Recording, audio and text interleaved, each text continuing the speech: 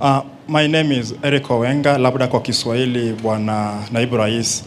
What do you speak of about your legacy in terms of abductions and extrajudicial killings that were rampant during your reign as the Cabinet Secretary of Interior for the past 2 years? Because Kenyans, some of the questions have not been answered in regard to the same. Can you exhaustively speak about it? Thank you. Yes, as you have, thank you very much for that concern. As I have said towards the last part of my statement, I have demonstrated how for 2 years, every day of my life, I have struggled to secure the country from crime and from people who would have caused us harm. And I have told my journey, the places I've been and what has took me there, the work I did in immigration and other places. At the end of my statement, I have said, as I exit that office, I'm exiting at a time when there are reports of cases of mysterious disappearances, abductions, and femicide. And I have handed over the responsibility of cracking down on those emerging reports of crime. And I wish him well, and I know he will succeed. The same way in the past, I've been able to handle those other national security challenges. Remember, these are challenges that we've witnessed in the last few months, and already we had gotten ourselves on a place where we had come up with a strategy, context of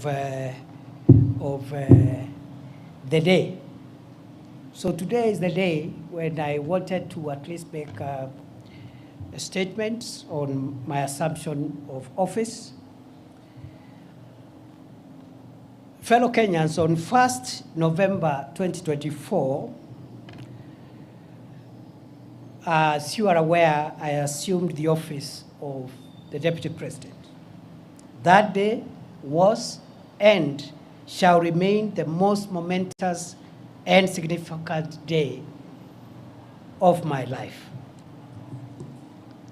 After serving my country for a quarter of a century as a law lecturer, legal practitioner, senator, majority leader of the Senate, deputy speaker of the Senate, and most recently as the Cabinet Secretary for Interior, I now take over office as the third Deputy President of the Republic of Kenya. It remains astounding how a son of Kenya, born some 52 years ago in Tharaka, a remote part of the then Meru district, and in a humble homestead of a rural clergyman and his housewife's spouse, could eventually get the opportunity to serve this country in the esteemed and high office of Deputy President of the Republic. My assumption to the office of Deputy President has presented me with an opportunity to reflect on our country's past, present, and future.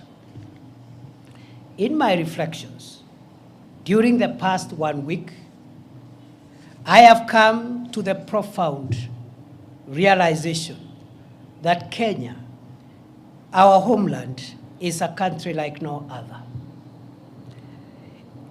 Its charm, the industry of its people, our fine weather, our culture, and our breathtaking topography are unmatched. It is gratifying to see millions of patriotic Kenyans work hard every day, waking up early, sleeping late, to make a honest living, eat from the sweat of their brow, and build the country that they call home. While it is true that formidable challenges confront us today, it is also true that we always find a way to surmount obstacles and protect our country and its people from the shocks of the modern world.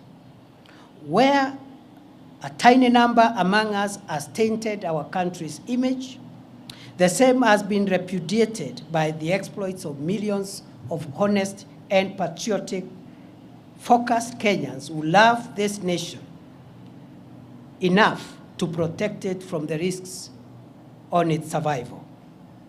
Indeed, Kenya is a covenant country, blessed with an industrious people and an incredible array of natural resources requisite for the creation of wealth enough for all its people.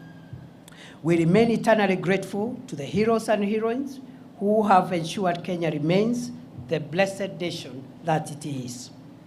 As we reflect on our challenges, let us capitalize on the jolting of these challenges to write a new, better, and brighter chapter for Kenya.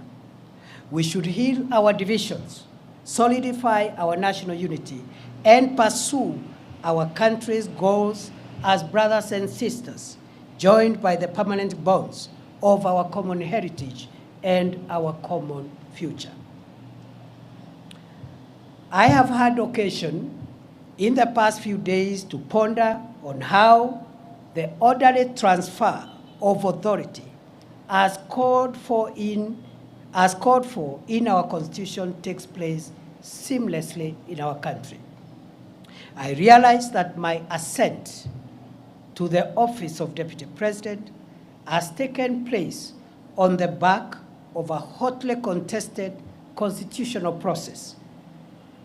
For weeks, the country was glued to parliamentary and judicial events whose completion is a testament, or was a testament, to our country's democratic credentials and the integrity of our constitutional institutions.